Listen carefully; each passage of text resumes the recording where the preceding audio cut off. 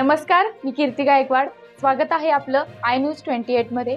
चला तर मग जाणून घेऊयात महाराष्ट्रातल्या ताज्या घडामोडी. कोकण पदवीधर निवडणुकीत मतदारांची मोठ्या संख्येने उपस्थिती. कोकण पदवीधर निवडणूक बुधवारी पार पडली असून पदवीधर व शिक्षक यांचा मोठ्या संख्येने मतदानासाठी प्रतिसाद पाहावयास मिळाला. कोकण मतदारसंघामध्ये एकूण 13 उमेदवार ही निवडणूक लढवत असून महायुतीकडून निरंजन डावखरे तर महाविकास आघाडीकडून रमेश कीर यांची लढत चुरशीची होणार असल्याचे समजते.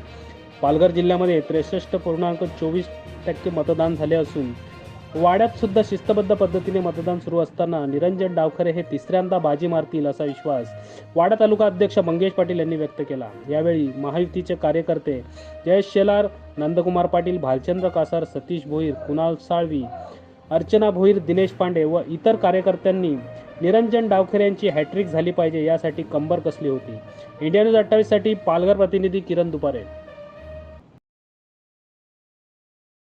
भारतीय जनता पार्टी महायुतीचे कोकण पदवीधर उमेदवार आदरणीय निरंजनजी डावखरे साहेब हे तिसऱ्यांदा निवडणूक लढवत आहेत आणि अतिशय त्यांना चांगल्या पद्धतीने जनाधार मिळतोय.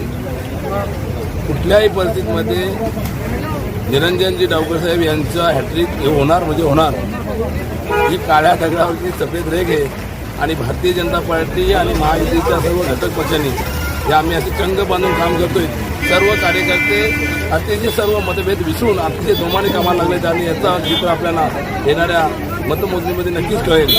आणि भारतीय जनता पार्टी वाडा तालुक्याचा अतिशय एकदम चांगल्या पद्धतीने जनार्दन दिसतोय आणि आम्ही सर्व महायुतीचे पदाधिकारी एकाच हातात हात घालून जोमाने काम करतो. शाळेकडे येतो मगाशी भेटलो बघून तिथे.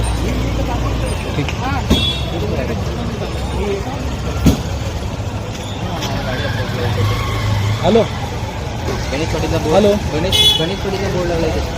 हॅलो